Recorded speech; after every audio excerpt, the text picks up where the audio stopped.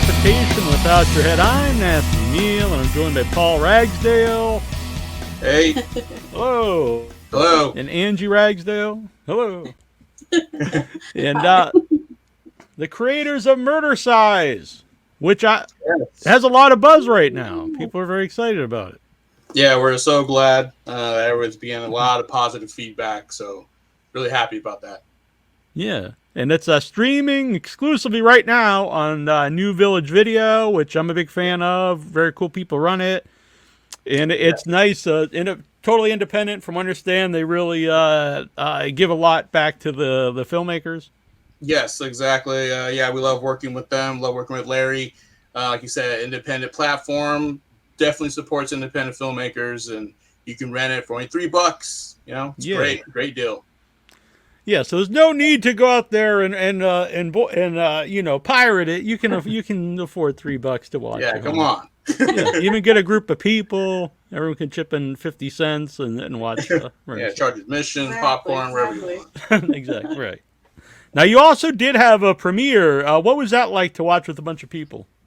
Oh, that was great. I mean, so that's the true test, of a movie is to watch it with an audience, and especially an audience that doesn't have anything to do with it, like not just the cast and crew, but like actual paying audience members. And so that was great. And, this is the first time we got a premiere at the State Theater, which is like a local historic theater in our hometown.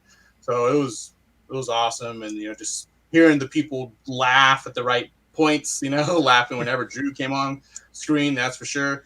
Laughing at all the jokes and then cringing at all the horror and hearing him cheer like when the good guy gets the bad guy. Yeah, it was great. You never know how an audience is going to react. Yeah. I mean, you hope right. It's going to be received well, but when you get to finally sit down with other people and watch it who are not really biased, they weren't in the movie or didn't have anything to do with it. They're just an audience. It's there for entertainment. And when they get it and they have a great time, it's always like, okay.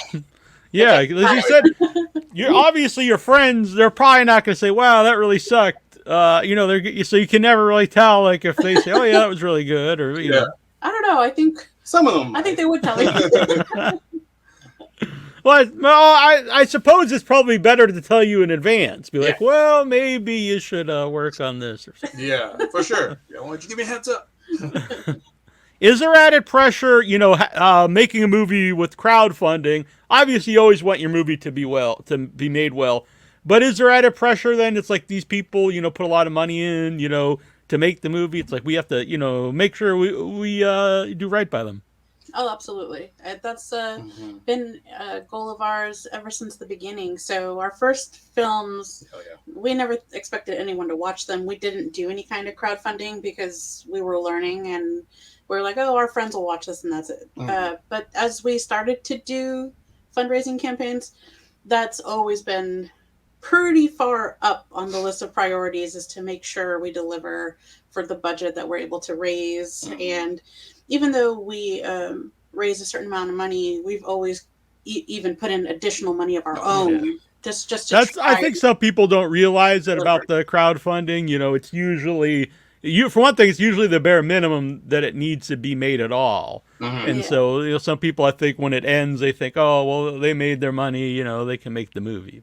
Yeah, exactly. Yeah, no, we're always putting in our own money in it. That's you have to do it. Just to make it whole, just to make it, as good as you want it to be, or the ideal that you have in your mind, your own standards. So that's just what it takes. I mean, but this was the first one where obviously we raised the most with this one. The other two that we did, we raised under 10,000, or well under 10,000 for the very first one. And that was fine. We didn't need a lot. We, like she said, we just put in our own money to make it. So this one, it was completely funded by fans and supporters. So yeah, there was more pressure for this one, but never something that we fretted about. It was always just like the same old question, like, oh, I hope they like it. I really hope they like it. I hope they think it's funny. Like it's that kind of stuff. I hope the writing gets through. I hope they like Kansas and Drew and Jessa.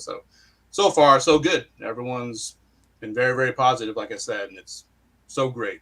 We usually have faith that the audience that these kind of titles and genre attracts, that they are going to understand the the story and how it unfolds. Because if we showed this movie to someone who's not interested in this kind of genre, then they'd be like, okay, what did I invest in? Right. But the horror community has been so supportive, and they know exactly what they want. They know just from hearing the title and just from some of the people that are involved with the project, they're like, I hope it's going to be this. And if we deliver on that and they're like, that's exactly what I was hoping it would be, then we're like, yes. You invested in a movie called Murdercise. So. Yeah. Yeah, I think, I mean, honestly, that name alone, I mean, that attracted me right away when I heard it. I was like, Murdercise. I mean, it's not generic, so which is also something I don't think people think about sometimes, because so if you Google Murdercise, what's going to come up is stuff about your movie. Right. If it was called, Exercise or whatever, you can put that in and like, well, I can't even find the movie because it's 8 bazillion things that come up. It's very specific. Very unique. Yeah. And it's just a fun title. Says it all. Yeah. Which came first? Like the idea. So how early on did the name Murdercise come along? Because I can almost see people like, hey, this is a fun name for a movie. Now let's write it. When I was writing it, I had another title for it, which I can't remember now, which I can go back and get my notes, but it was a toss-up. I was like, I don't know this or that. So the script came first, story came first, and the title came like within the middle. Like I was trying to decide, would this be a good title? I think I asked my brother, what do you think of this? I asked Angie, of course, like, does this sound kind of weird? I don't know. So... Because, obviously, I was inspired by Killer Workout, and that's already a great name. And then the alternate title for Killer Workout is Aerobicide. So I was like, oh wow, that's amazing. Can't use that. And then Death Spa, it was great. So I was like, oh, I want to do something because I don't know if you know the exercise tape called Aerobicise by Ron Harris. It's very, very famous, like in the late '80s and '90s. If you watched Friday the 13th Part 4, I think Axel the paramedic ambulance driver, he's watching it at the very beginning before he gets his head cut off. Oh, okay. Yeah. He's watching that. And so when I was a kid, I used to think, what is that? Is that real? And then later on, you find out that is real. So I was like, oh, well, that'd be cool if, there's a movie about people making that type of a workout video. Very sleazy, very exploitive, purely softcore video. So I was like, okay, Aerobicise, that's kind of my shining, my North Star or whatever. So I'll just, murder, so just kind of put the two together, so it just kind of worked out that way. So it came a little bit later. Had the story first. Yeah. Now, Angie, how does this work? You guys, directing a movie together, and some of the other ones you write together. Yeah. Everything that we do, I don't know what my exact credits are on these projects because I don't know. I don't really care. It's kind of like the Coen brothers, like the Coen brothers are just interchangeable. Yeah, I think I forget which ones I'm like specifically credited for what, but basically what I've done is the same from the very first project we've done to this one. Yeah. It's always the same. We co-write everything, we co-direct, we co-edit, pretty much we everything. Yeah. Paul's more of the idea person, so he'll come up with the concept, and then I more help him structure out a story. And definitely editorial. Yeah, more editorial. So I'll help him like, okay, now I think this part should be cut. It's a little bit long, or maybe get a little slow here, or add in additional scenes. Sometimes I'll write a scene or suggest certain actors for roles, and we'll help write something specifically for them. Oh, yeah. We pretty much split most of the duties. Yeah. But where Paul does more with the actual typing of the script, I split off and do more producing stuff. So I'm usually more involved with like trying to lock down locations and dressing them up to make them look interesting, and getting all the wardrobe and figuring out like scheduling and food, and how, if people have any food allergies, and what we're going to feed people for 5 days, and that kind of boring. Yeah, arranging rides. Boring stuff. Yeah, travel. There's a lot more that goes into a movie. I know for myself, working on my first feature a couple years ago and getting out, but there's a lot more involved than, obviously, there's a lot of work involved, but there's things that you don't even think about, before you start going into it. Things that other people don't even consider before they make their own movie. Yeah. We've had friends that we've inspired to make movies and stuff, and, they don't really know the full extent of what we do. So it was a little, short-sighted, I guess. And I think that goes for, it's just something you have to experience for yourself. Like, oh, I didn't think of that. I didn't think that I need to have a place where everyone can go to the bathroom, or I didn't think I need Right. to have, extra, a first aid kit or something, just drinks, water. Sometimes people only bring water, I've heard those horror stories like, well, we're out there shooting location. It's nothing to drink, no water, no food. So yeah, it can get, I guess really intricate. It can get pretty crazy. In the beginning, we used to do more co-directing on set, but our films were a lot smaller back then. The cast was way smaller. Yeah. The stories were a lot shorter. And now that we've gotten so big, our casts are pretty big now, and it gets kind of chaotic at times. So I've kind of broken off a little bit more and not been directing as much, but I've been more involved with like the actors themselves and providing everything they need. So every time they have a question, they usually come to me. So I think this time is the first time we realized, like, okay, I think it's the first time we're going to have to expand and get an assistant because they're starting to, like, I'm trying to manage everything that's going on set so Paul can focus on the directing and work with the cinematographer. But, and I'm standing on the side by like, okay, here, time to eat, and here's this thing, and here's your shoes, and here somebody needs a Sharpie, and someone's asking to use the bathroom. Let me unlock the door. And so I'm usually handling all that kind of stuff. And it's like, well, I mean, I went to film school too, so I mean, I would like to get back into directing, and for the next one, I think we're gonna have more of a crew to help out, like production so that assistants. we can both be behind camera 100%, like we used to be in the early days. Yeah. So, did you go right into making your first feature, or did you make short films first? Short films. Definitely short films, music videos. We always say 2010 is when we first started as a couple making films, because I made my own when I was in college and stuff, and Angie too. And then I would do stuff with like my brother, things like that. And so in 2010, we're like, let's do some projects of our own. And so we started with a short film, a couple, like two, I think, right? Exit Connection and After the Affair. And then we finally made our feature the following year, around kind of 2011. Yeah.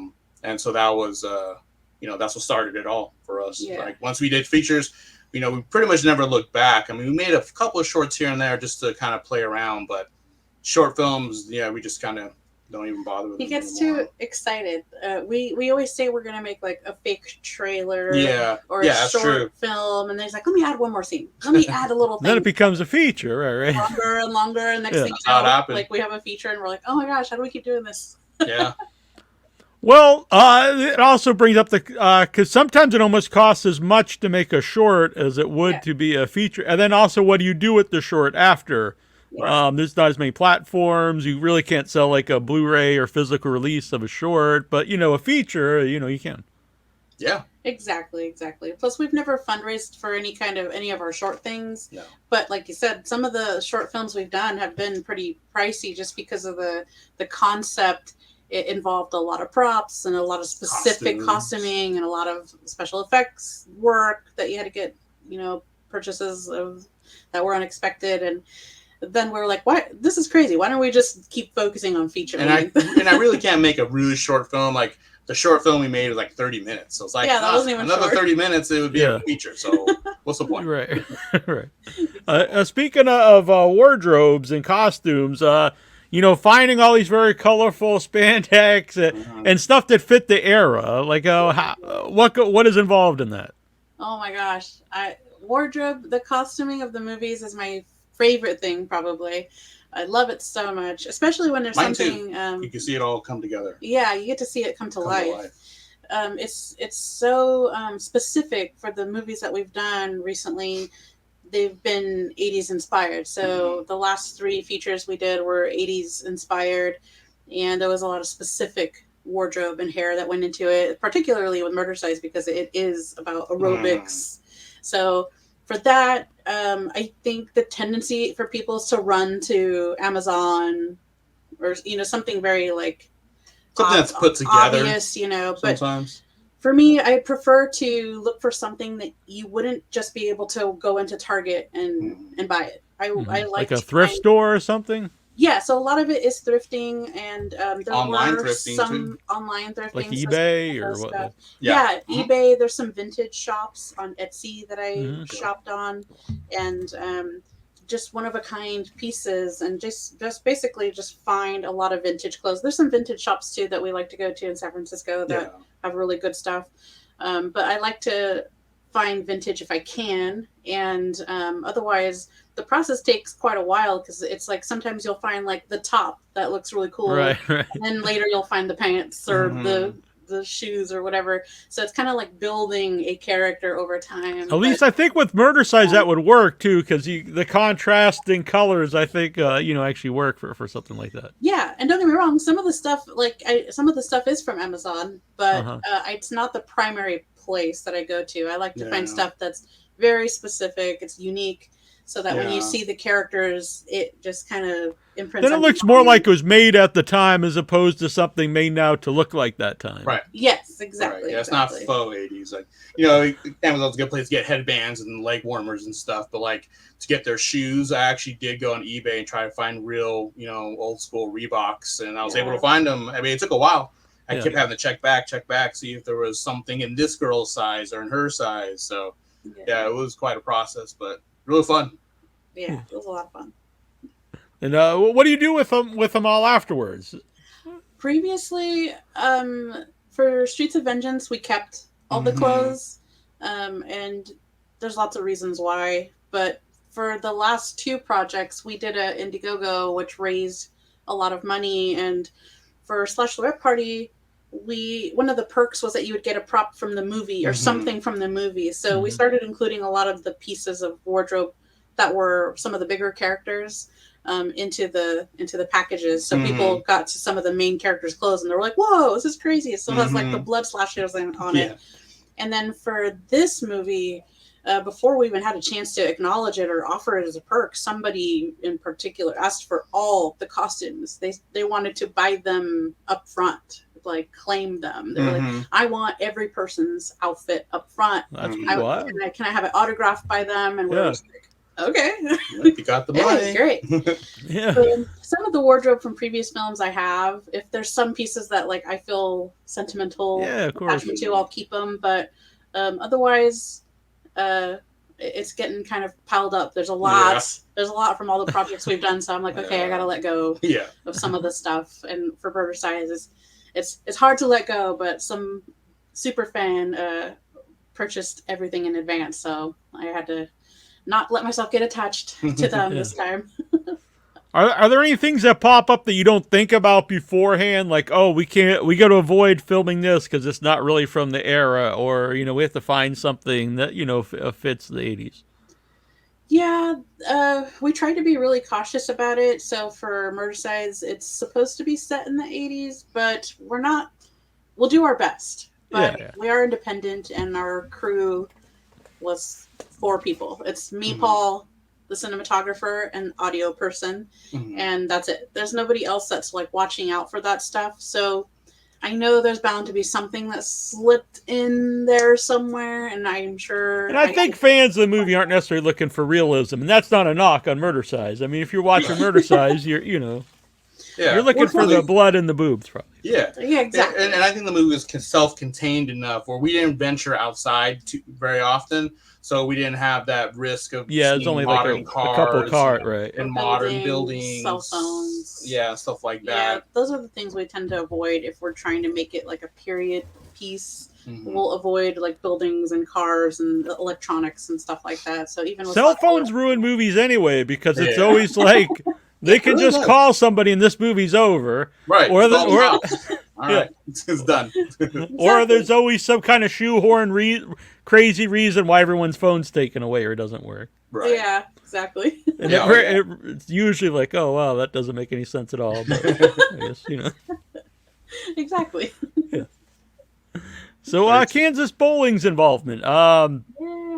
I don't believe you worked with her before, so how was she involved? How did she get involved? Oh yeah, this is our first time working with Kansas. We love her so much. Yes. So glad she's in the movie. She got involved because when we first started this movie, we had a different actress cast as the lead, and something had come up, like we were 2 weeks out from shooting, and something had come up, and she said she couldn't do the movie, some like family issue.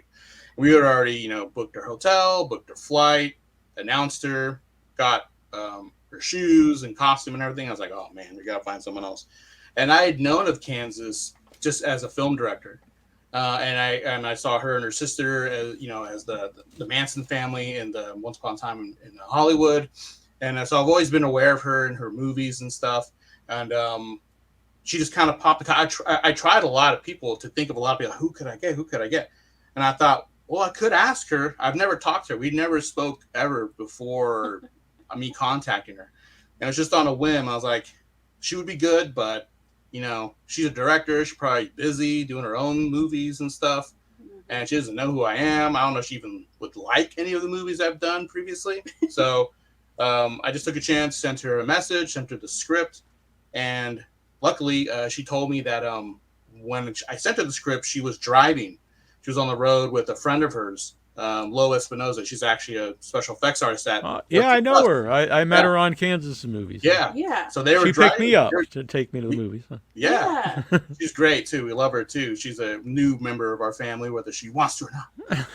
Now, she's great. We love her. So they were driving together, and then Kansas was reading the script out loud to Lo in the car, and Lo was just laughing, I guess, and they were both laughing at all the the funny stuff. And I guess Lowe's kind of like, oh man, you should do this movie. And Kansas like, oh, you think so? Like I don't know about this. I don't know them and this and that. So we just started talking, and then I guess she just liked what we showed her, like our trailers and stuff, and took it from there. And then we got her, booked her, like I said, like 2 weeks to a week and a half right before we started shooting. She just happened to have that time frame available. She is a busy person, so it was meant to be. So the fact that she was free, we were she's always making her own movies, and she's in like a lot of cool stuff. So so we got lucky. We got super lucky. Definitely lucky. So grateful to her and Lo for coming aboard on this project, because so I can't imagine with anyone else. Did Lo work on your movie then? Did she was she on the effects or makeup? Or? She came on the effects later. If you've watched the film, she did the effects at the very end, the head and the chainsaw and the fingers. Oh, all right, all Lo's work. Yeah. So that was so great to shoot. The audience lost their minds when they saw that scene.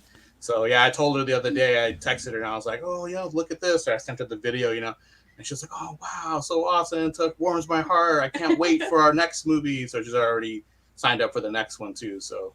Yeah, very memorable. I remember she picked me up to go to do the movie with Kansas, and right away she started showing me on her phone like stacks of body parts and dead people she made, and I was like, "Oh, this is a cool person." Right? Yeah, we went to LA to shoot a pickup shot with Kansas, like in April or May. We shot a pickup shot, and she was showing us footage of Cuddly Toys and Little Miss Nobodies and all this stuff, and she was showing us some of the effects, and she was like, "Oh yeah, Lo did this." And we're like, "Oh, we're actually looking for someone." She's like, "Oh, I can hook you up." Because we went to Kansas' house later that night. She signed a lot of our posters and stuff, and she had contacted her, and then Lo contacted me and said, "Yeah, I'm free tomorrow."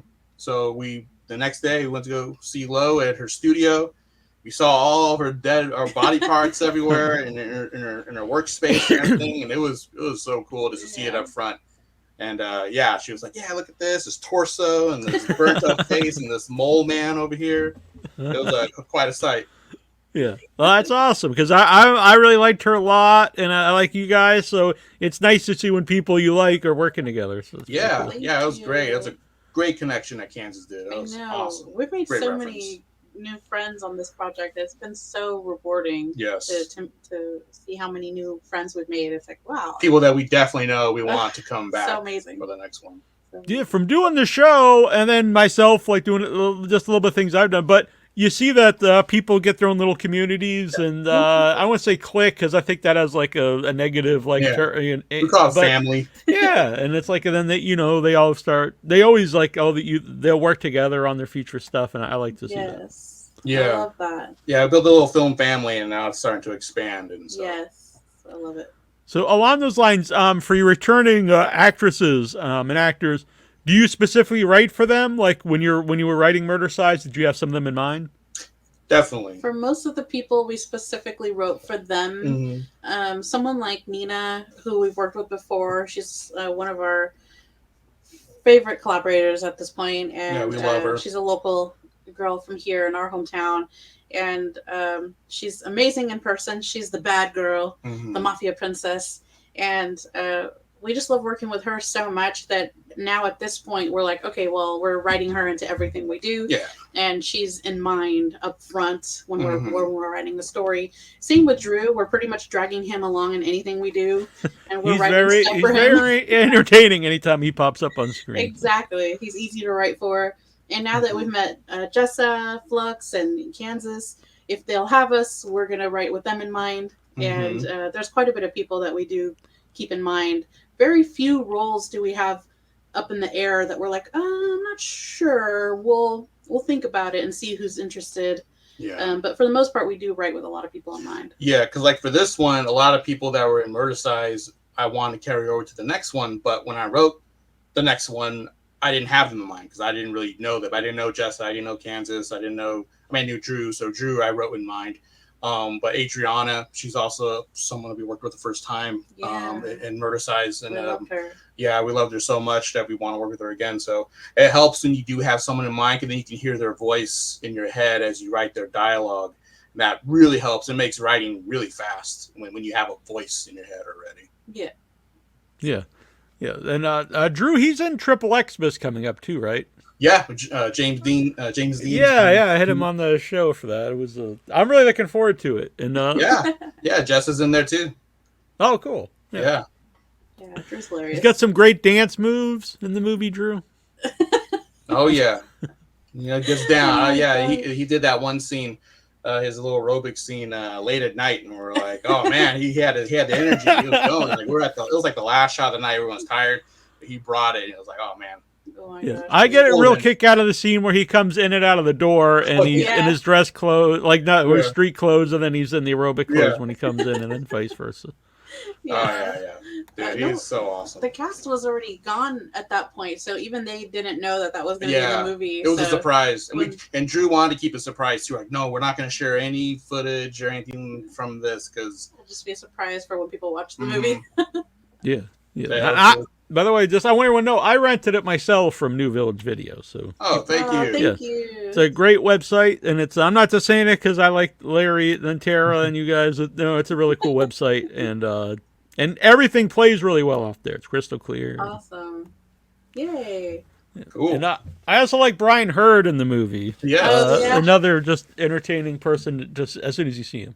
Yeah, he's hilarious. Brian as Gino, he was perfect. He was like one part Joe Pesci, one part Lou Costello. He's just such a great comedic actor.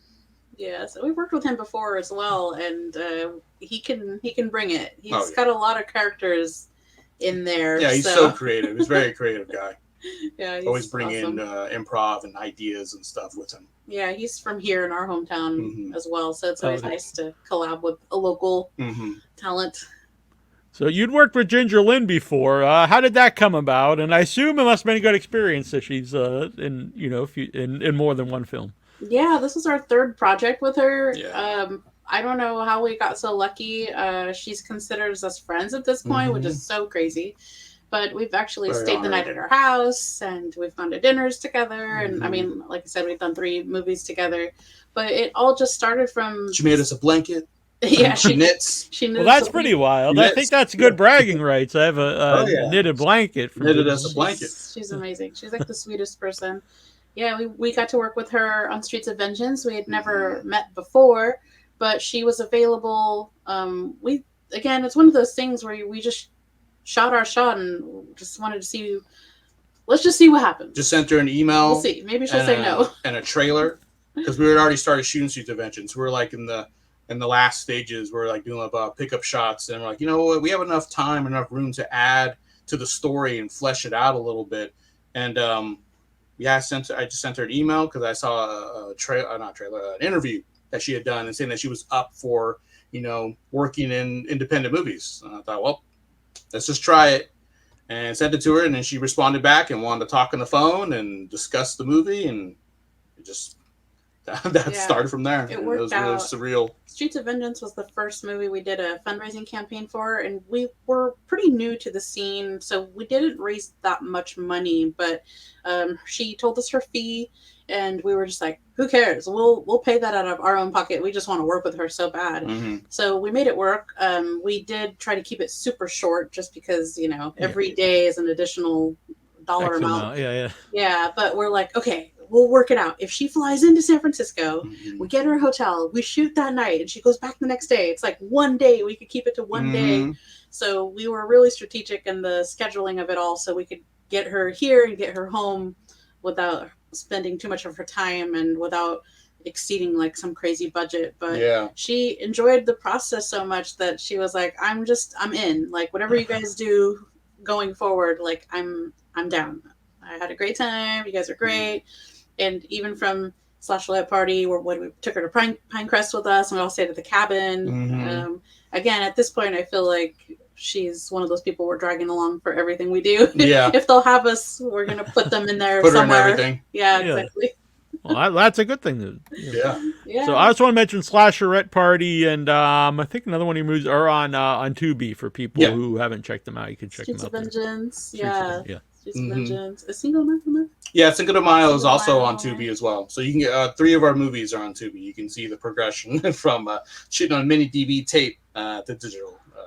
I'm a big fan of Tubi. Lots of hidden gems on Tubi. I know some people, you got ads, but if you're gonna get all these free movies, you can put up with a couple minutes of ads. You got classics. I mean, Death Squad, Killer Workout. They're both on Tubi. So once Murdercise gets on there, you can have yourself a triple aerobics slasher.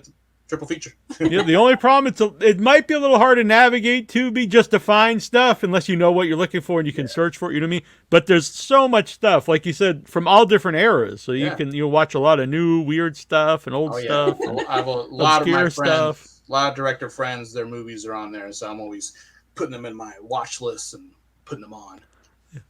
And actually, I have the logo up here. Who made the Murdercise logo? Because it's great, stands out, really. I think it captures the idea of what you're going for right away. Yeah, the logo was created by our good friend, Vestron Vulture. He's a musician. He did the soundtracks for Cinco de Mayo, Streets of Vengeance, Slasher Party 2. And he has a few songs on Murdercise, not too many. He got really busy because now he's signed to like a record label. But he also does graphic design too. So he did Murdercise for us, and he did Streets of Vengeance as well. Yes, he's so talented. Yeah, no, it's all those things. People talk about going to the VHS, store back in the day to rent a videotape, and you'd look at what movies and they stand out.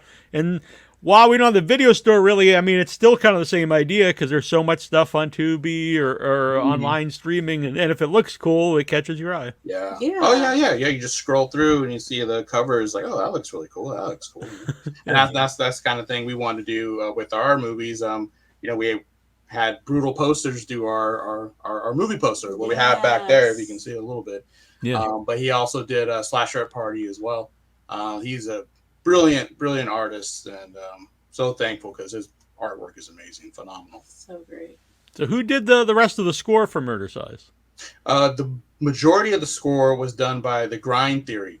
He's an artist out of New York. He had a track. He had some tracks on. He had a track on Streets of Vengeance, and he had like maybe 3 or 4 on Slasher Party. And now this one he has like 8 or 9. He did like the bulk of the soundtrack. So he's awesome. We love working with him. And then we had a lot of new people on this one too. Giovanni, I think he's from, I can't remember what country he's from, but he's from Europe. He's European, and he did a couple of songs for us. Total Wolf, they're a band from Canada, and they did the hard rock 80s theme song, basically the song that plays at the very end, when in the finale, in the climax, when it's getting all bloody and everything, and the one that plays at the end credits. So they're great. Marvin Maddox, he did a track for us at the very beginning. Demonologists. I don't know if I'm not forgetting anybody. And then I said Vestron Vulture. Oh, Costa. Yes, Costa. He's another guitarist. I get thrash metal. He's a metal guitarist. He has his own band, Hatriot. He's awesome. He did a track for us for Streets of Vengeance as well. And so there's a scene where Nina's character Isabella is driving a badass car down the street, and you get to hear the metal song on there. So he did that one as well. So we had a lot of great musicians on this movie. Yeah, big variety. Yeah. I mean, there's so many great independent musicians out there, and I think it's a win-win because Yeah. you know they get their music heard, and it's cool to have your music on a movie, and movies need good music, so everyone's winning. Oh yeah, they brought it. They brought it. Exactly. Love that. So, Angie, you talked about things keep getting bigger, and you have to get like assistants and stuff. When did you realize that A&P Productions was like a thing now? This is like, oh, this isn't just, we're just not making a movie for us to have fun. Like, this is something we're doing now. Probably this project. Oh, okay. Slashlight Party was kind of a sort of an indication that we were starting to get a little bit too big for us to just handle on our own, just because of the sizing of the cast. The fact that we had such a big cast, we had to break it off in locations because we shot in Pinecrest. So we had to rent a second cabin so people can stay in over there. And we were kind of secluded. We were about 2 hours away from a city. So we had to take days worth of meals, days worth of supplies, days worth of everything that we were going to need to shoot pretty much around the clock. Yeah. And all the meals had to be cooked, So there was a lot that went into the planning of it. And then I happened to get sick like day one. And I was like, oh my gosh.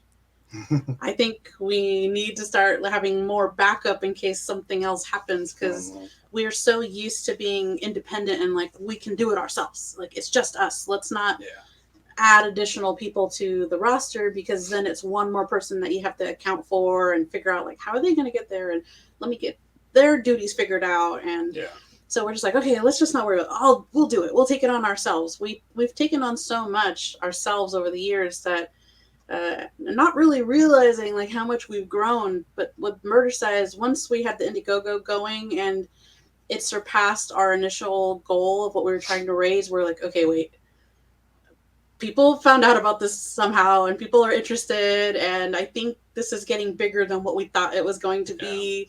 And it just started getting bigger and bigger before we even started filming. And then once we went to actual shoot day, it was, and just seeing all the people running around, and it was a tight space, and just realizing like how much attention everybody needed. It was like, okay, this is too much for us as directors. It's hard to manage a big group of people and direct at the same time. So this was, for the first time, was pretty eye-opening. It was like, okay, I pretty much dug myself into a hole here, because normally I would ideally like to be next to the camera with Paul, and like we talk about shots and we talk about takes and what we want for the scene. But if I'm constantly being pulled off the set to be like, oh, I need a ride to this, or I lost my hairband, or you're constantly being pulled to answer questions, and then I can't go back on set because they're filming, so I can't interrupt mid shot. So then I'm kind of like, can I go back in there? Are they still shooting? So it felt like a lot of times it was like, okay, I think we need to get someone else to start helping us with this stuff. So yeah, probably this movie. This movie is the one that really cemented it. It was like, okay, I've put it off long enough if we're gonna go forward. Well, I mean, because I shot our first 3 features, and Angie did the audio, so it was just us two.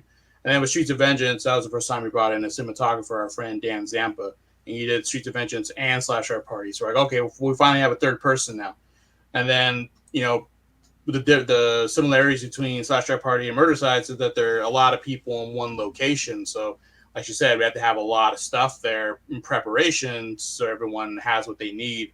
So the other movies we were able to pull it off with just a small crew, because they were just like little small things, like Streets of Vengeance, like, okay, we're going to shoot with like 5 girls at the strip club and they kill someone. Then we're going to shoot with 2 of them in an alley and they do a murder over here. And it was pretty manageable. Yeah, it's like piecemeal, so it wasn't too bad. But in these particular last 2 movies have been a challenge, because a ton of people all at the same time.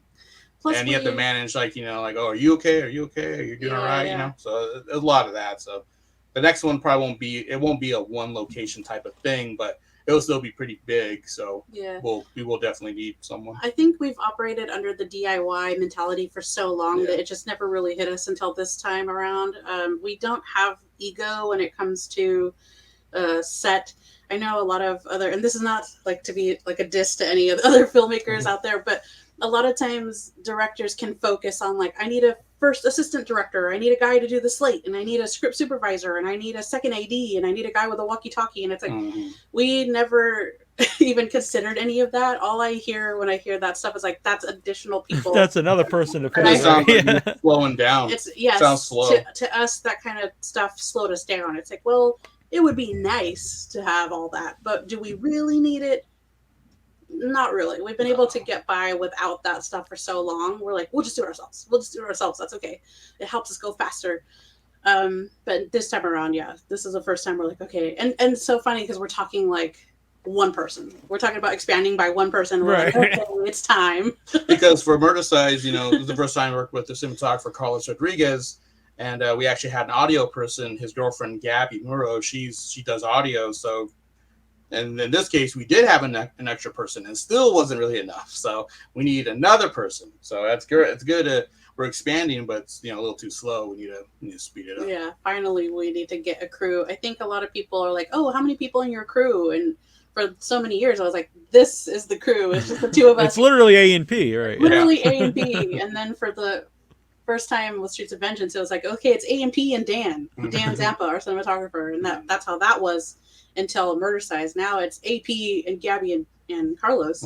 But even now going further, it's like, okay, it's got to be more than just 4 people. Yeah. Do we need a little bit more? Yeah. I had a question about the crowdfunding in the part where, so you have people who record stuff like remotely to be in the movie, like your kills or you know, little videos you put in. When you do that, like how much like information do you have to send to them to make sure they're actually, you know, be able to film something that is usable? And then the idea of actually editing that into the movie, is that ever hard to do? Well, I mean, this is our first time doing that, and everything that everyone sent was great. I think they wanted more information than I gave.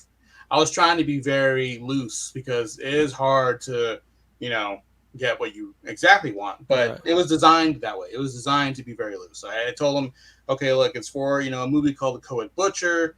You can either shoot yourself POV, being like murdered by someone stalking you, or you can get, if you have another person, and do a third person view if you want. And some people did do that.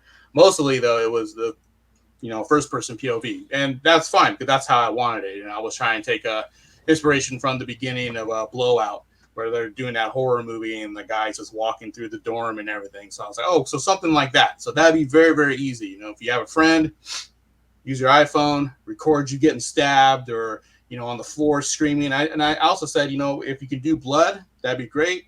That'd be a lot better.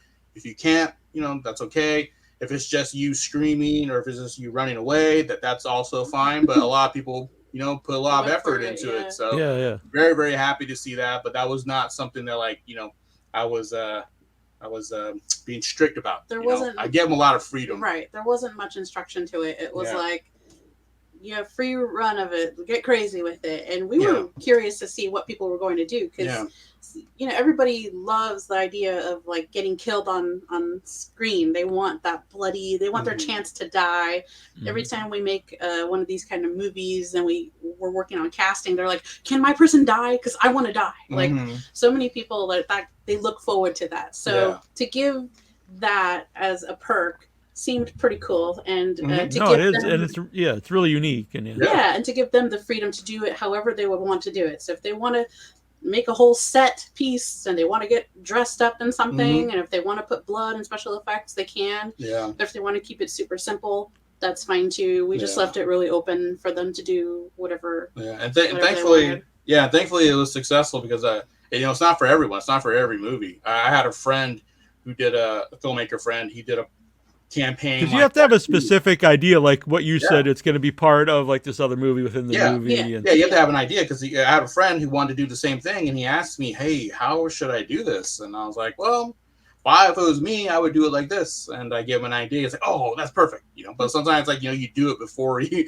have a plan. Right. So, Because I mean, it has potential to be a disaster if it, if Exactly. you, right. I mean, depending how you're going to use it, I was still unsure about it until she watched the final product. I go, what do you think? I try to cut it in a way where it's, it's blended in with the regular movie, and luckily it worked. Everyone's been very positive about it. Those clips are so great. Yeah. I saw a friend of mine there, David Maggot Oh McDonald. yeah, cool. Oh, he's awesome. It's like one of my favorite parts of the job. movie is seeing everyone's clips. It makes it feel a little bit extra special because it feels like other people were involved and helped us literally make. Because it's great having this, special thanks, but this is like, I would say extra step, but a much extra step.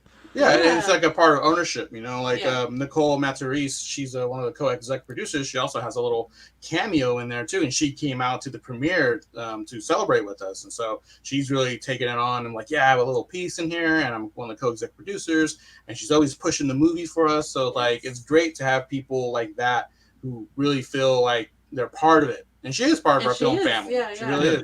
So it's like, yes, thank you, for your support and for being excited about the project where you want others to see it. This time around, we left it really open to, in the past, we never really had it too open for people to be really involved because, it takes time, it takes energy, it takes effort. So we don't want to like impose on people's lives. But this time we left it open for anyone who did want to go the extra mile. And I was surprised at how many people did. So people wanted to do audio special appearance cameos. People wanted to do the movie clips. People wanted to be executive producer. They wanted their names on the poster and in the title credits. And we're like, oh, okay, great. If people want to be that involved, we welcome it. Yeah. I love that when people feel like, yes, this is now my movie too. I'm investing in this. I'm submitting a clip for this. I'm showing up to the premiere. We love that because that's kind of the whole point of these independent films is just to expand, make friends, have a community. We all support each other and just have a good time. Yeah. Along those lines, is that kind of because I saw you guys submit it to the Genre Blast, and since you already have, you have the Blu-ray coming out, which we'll talk about, and you have the streaming, and you go to Tubi, and so you already have, distribution. So is that the idea behind going to the festivals, is to interact with people and watch the movie with more people? We've not gone to any festivals yet, but it's definitely on our wish list. The problem. So is that the reason you submitted in the first place? The reason we submitted in the first place is because the guys that run it, we're good friends. They're very good supporters, and they wanted to have like its own like Virginia premiere. So I was like, okay. Yeah, I would love to send it there. I don't really send to too many festivals because I really haven't had too much luck with festivals. It always gets declined. Any movie I send, every movie gets declined. So I'm like, okay, well, I guess no one wants to see it. So this is the first and only festival I sent it to. So it's like, well, why am I going to waste money on festivals that don't want it when we should just do our own screenings and send out links so people can watch it in their home and then, get it onto, Tubi and Amazon. But if any convention or festival wanted us to screen it, we'd definitely be open to it. Well, not just here. It seems like a movie that would do well, with the festival audience, because it's a kind of movie that would be interactive and fun to watch with people. Yeah, I would love to. I would love to have more. So we're actually going to have a second screening here in our hometown, Modesto, at the State Theater again on October 12th, which is really cool because they want to do it again, which is, it was pretty successful, at least in our eyes. And for you guys personally, if you get there, that's a great way to, meet other film, film directors and film people. And that's how I get involved in, besides just doing the show is, doing some movies, is just going to the film festivals and, with people like you, they want to work with you. It's fun. Yeah. It's so fun. In the past, we never really focused on film festivals because in the past, the main goal was for directors looking for distribution opportunities. Right. That's why I brought it up because, usually if you already have the distribution, they might not think of festivals. So it's kind of just wondering, what was the thought there? Yeah, the thought there is just to get more eyes on it and just to screen it. Just to screen it and just because I know I have a lot of film friends that will be there, and I do want to try and make it. If we always our intention is always to see if we can get out there, but sometimes things come up. Yeah. So we I definitely may be want there, to. so hopefully it all works out. Oh, sweet. Yeah, we want to. We definitely want to. Yeah, I've always heard great things about Genre Blast. I've actually never been to it, so I would be excited to go. That would be amazing. Yeah, because Christopher Bickle, he's a friend of ours, and I love his movies. And he was there at the previous ones. I was like, damn, I want to go, meet him face to face, so we actually hang out and talk. There's Ian Hirschberger too. There's a lot of guys out there that I would like to meet. Yeah, it's on our wish list for sure. Yeah, and it's fun to watch a bunch of movies that you might not see for another year pop up, and it's been bittersweet. Sometimes I've seen like great stuff that I've never seen again anywhere, and it's like, oh, it's cool, I get to see it, but then like it's kind of like, oh, it's too bad that it never found a platform anywhere else. Yeah. Yeah, especially with shorts, because a lot of the shorts there's a very limited platform for them to go after, the festival. Right. Yeah. I think a lot of people end up having to upload on YouTube. Right. Yeah. Yeah, and then it, it's hard to find that unless you just happen to run across it, or maybe the person who made it or something. Right. A lot of things just kind of fly under the radar. Yeah, exactly. Sure. So, and then the Blu-ray is coming out in September. Around that time. Right now, I'm finishing up the behind-the-scenes featurette, which is like longer than the movie right now. It seems like it's like 2 hours or something. I think that's how it usually goes. Yeah. Those tons and tons of pictures and videos that we got from the making of the movie. They're just so funny and everything. So I'm putting that together. I think I finished it last night. So once that's completely done, finalized, I'm going to make the Blu-ray ISO file. And then send it to our the replicator, and then get a test copy, and then see if it's good. And if it's good, then I'll put in the order, and then once I get them all in, I'll start shipping out the Indiegogo perks.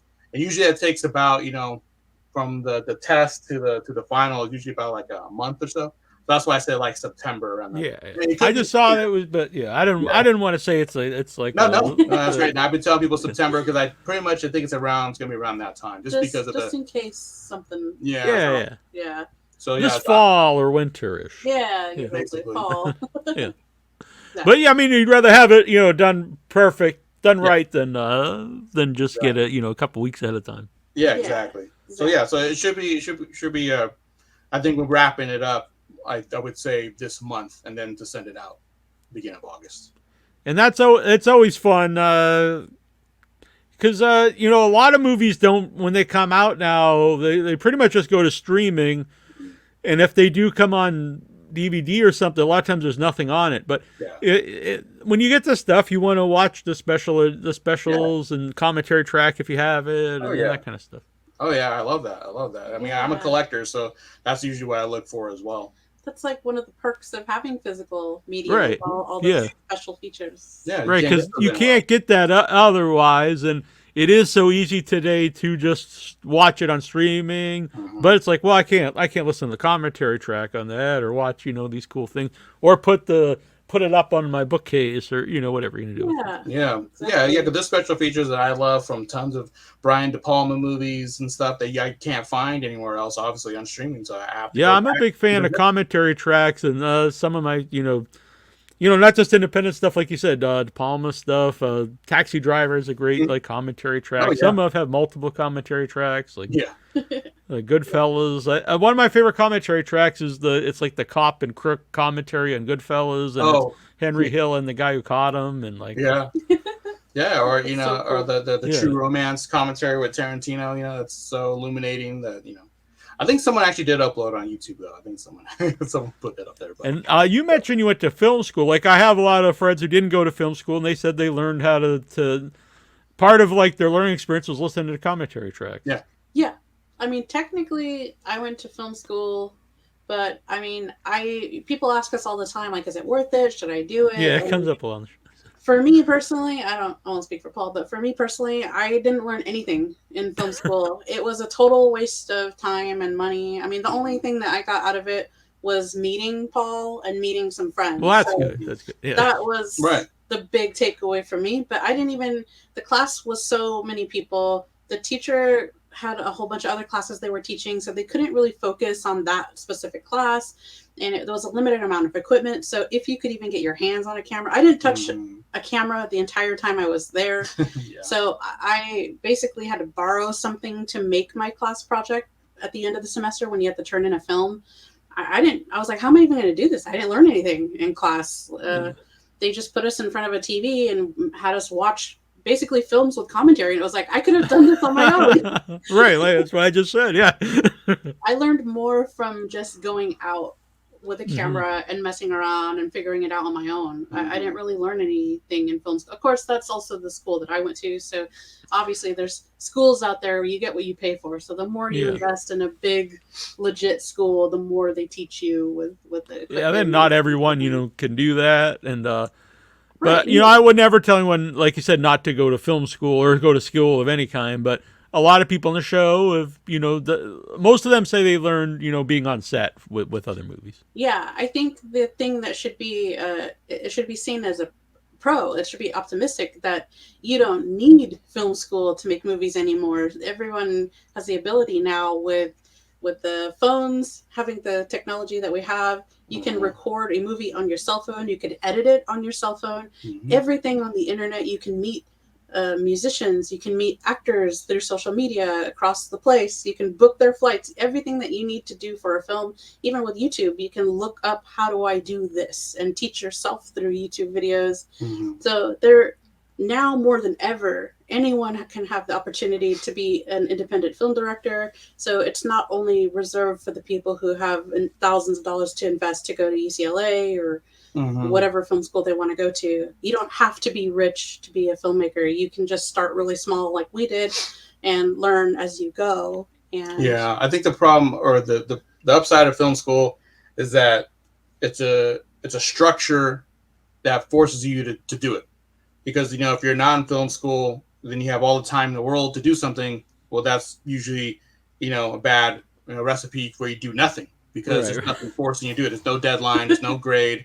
There's nothing. There's no people around you. There's no students to encourage you. And in film school, you learn how to meet a deadline and you learn how to work with restrictions. And the most important thing, you learn that you're not Stanley Kubrick. You're because when you're thinking about the movie in your mind, you think about all these great things you want to do, and then when you actually try to make it, it's like, oh fuck, I don't know how to do this. Like I can't do that. So you have to do that. Like that's a necessary evil or necessary, you got to make a bad movie, but it's fun, you gotta have fun with it, but you got to just realize that you're not, Quentin Tarantino and just make something and then you'll see, okay, well, that wasn't that good, but the next one will be better. And, you just want to try and get better at the next one. So that's the good thing about film school is that you can have people just like you, and you guys are kind of like either in competition if that spurs you, or if it's support, you meet friends like I did.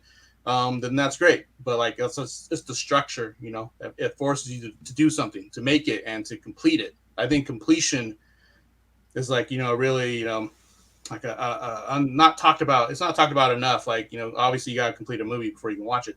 But I know a lot of people that want to be filmmakers and they do it and then they don't complete it, So it's it's easy to start. It's hard. Right. And then it's not even just your own time. If other people involved, they've wasted their time too. Yes. Or people's money too, because they were crowdfunded and they didn't make it. Right. And that's why for the first nightmare. For several years, we didn't even think about asking for a penny because we're like, we need to make sure we know how to make a movie, that we can finish it, and that we could deliver on what we say we're going to do. Yeah. Because there's no way I'm going to ask somebody for $1 if I don't even know what I'm doing. Yeah. So we took our time and really took our first years to suck and tinker with our ideas. And we're like, oh my gosh, I hope nobody sees this one. Yeah. Yeah, and that's the beauty of school. No one's going to see it. Right, exactly. Like when you watch at the end of the school year. Yeah. Exactly. But that's how you learn. I think a lot of people have this dreamy mentality, this fantasy of their first film is going to be a masterpiece. It's going to be Martin Scorsese's level. And you quickly realize you need a lot. Yeah. A lot goes into those movies to make it happen. And they get discouraged now because they put a lot of effort in something when really what they really should have did is not put so much pressure and effort on their first thing and just experiment, Because you get discouraged when you put your heart and soul into something and it doesn't turn out good. Is it the odds are just against you? That's not going to turn out good. It's a lot hard. It's harder than people think it is. Yeah. Yeah, right. And I think that's, like they're doing the shorts first, and then, working your way up to, doing a feature. And Yep. Yeah. I think even though it's harder than people think it is, I think it's also easier than people think it is. So yes, it's not as it's very deceptive. Right. Like you were saying, finishing something that seems like common sense. Not only say common sense, but it seems like so basic. But if something's just in your head, that's it's just a thought. It's not necessarily anything. Right. Yes, it does seem like common sense, but surprisingly, there's a lot of, unfortunately, stories we've heard. Right. Or people you just talk yourself out of it, like, oh, I can't do this for this reason, this reason, that reason. Yeah. But you don't know until you try it. Exactly. When you're at an independent level, like we are, I mean, everybody involved in our movies, including ourselves, we work regular day jobs, and so we're working Monday through Friday, 9 to 5. People that we're working with have jobs. A lot of people we're working with also go to school and have kids, and they are regular people who are trying to make this work. Mm-hmm. So it's super obvious that we're going to hit hurdles. You're going to hit snags every step of the way, because that's just how things go. Mm-hmm. So if you're not able to adapt and be like, okay, I think I might have to move this shoot to this date. And what about this day? If you just give up the first time you hit an obstacle, you will never finish your project. It's to be expected that there will be problems, and being okay with, like, it's okay, we can make it work. How about we move this dealing to this, with the stress, and we'll rewrite this part and keep going. Yeah, being able to be flexible with it and just keep going. Think of solutions, like you said, like, okay, let's rewrite this, or let's cut that, or let's just switch it over here. Like, we do that in every movie. Yeah. Every movie. Yeah. So for people who haven't watched it yet, go to New Village Video. You can watch it now. Murdercise. It's only $3. Yep. Yeah, it's a sweet deal. Yeah. Yeah, and then so that's the only place it's available for right now. So it will be, like you mentioned, available on streaming and on Blu-ray more towards the end of August, beginning of September, around that time. And do you have Murdercise shirts available? You know what? We were going to make some, but we couldn't decide on the design. So no Murdercise shirts available right now. But we probably will have some, because I think we're going to do some conventions around here in California. Oh, nice. And then we'll probably put some on our store. I think we're going to make them because I want one. Yeah. Yeah, of course. Yeah. I wear my own shirts all the time. People will tease me sometime, but I mean, that's what I'm wearing right now. Represent. Yeah. Yes, I love it. Yeah. And I'll wear, we got Kansas Bowling right here, an 8-bit version of it. 8-bit form. Yeah. I love that. Yeah, I have the original Psycho Ape here somewhere. See, I need that shirt. It's available. Oh, yeah, it's not available on Amazon. Amazon told me it was guilty of being insensitive to the mentally ill, and I was like, "What in the world are you talking about?" Like it says Psycho in it. Yeah, and so I looked on Amazon. There's like tens of thousands of items with Psycho on it. Yeah, little kid shirts that says "cute but Psycho." I was like, I guess that's fine for some reason, but Psycho Ape, no, we're drawing the line there. It's sensitive to apes. Exactly. Well, that's cool. Yeah, Psycho Ape. Will there ever be a VHS Murdercise? Yeah, we actually did offer that as a perk. In my mind, it's a perfect, for at least even just if you keep it, if you don't watch it on your VCR, it's great for the cover. Yeah, actually, we offered it as a perk, and I made a little test right here. Oh, very nice. The clamshell. Oh, very perfect. So I will have a lot of these left over because nice. You don't see the clamshells too often. Yeah. I have the very first clamshell over here that my mom bought me in the '80s for Creep Show. Whoa! Oh, that's awesome. I love it. And the tape is long worn out because I watch it many times, but the clamshell is cool. So. There's something so satisfying about. Oh yeah. About opening the.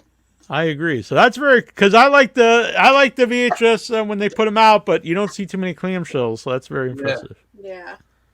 It's gonna be cool. Love it. I love it. And I would wear a Murdercise shirt as well. Oh, cool. That's awesome to hear. We're gonna have to make some. Yeah, we gotta make some. Yeah. And so where can people follow A&P to see what you guys are up to? Definitely on Instagram. Definitely the best place. A_P_films. Also Facebook, A&P Productions. Paul Ragsdale. So look me up. Send me a DM. I'll talk about movies. Hit me up. Whatever.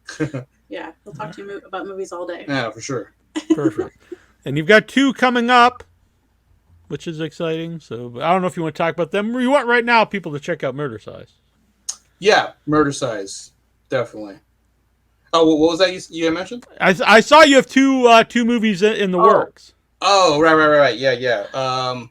Yeah, that's fine. I forgot about that. Yeah, so after Murdercise, we have a vampire film planned out called Only Fangs, which we have a script done already. We haven't casted the film fully yet.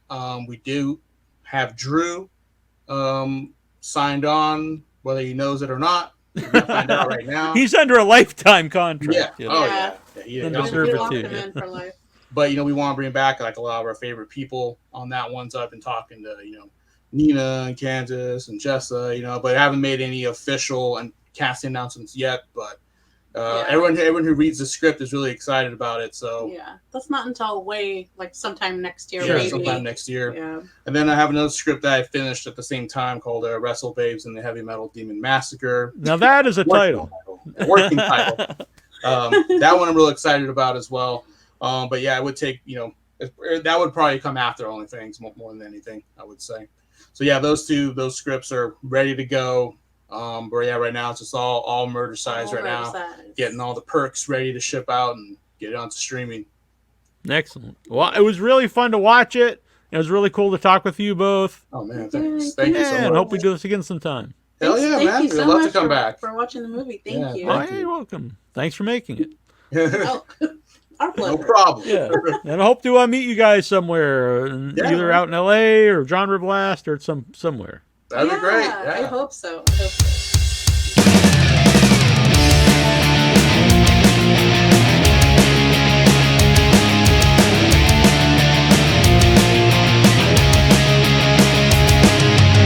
A vacation would be good, an abandoned cabin in the woods.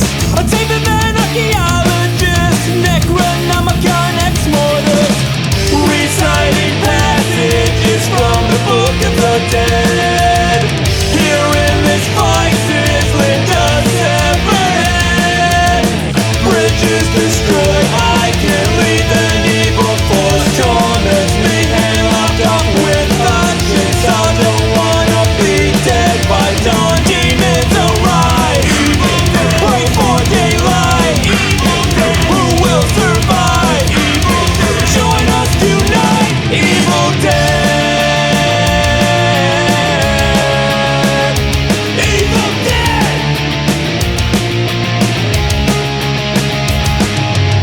The floor creaks and the wall bleeds. You bastards laugh hysterically.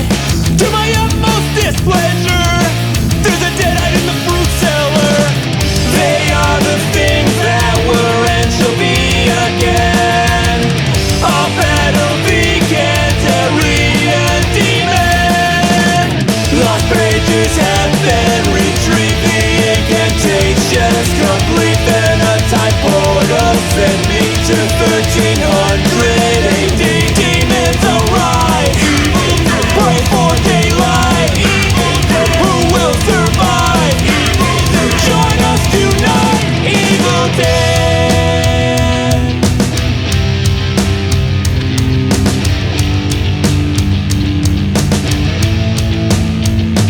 Evil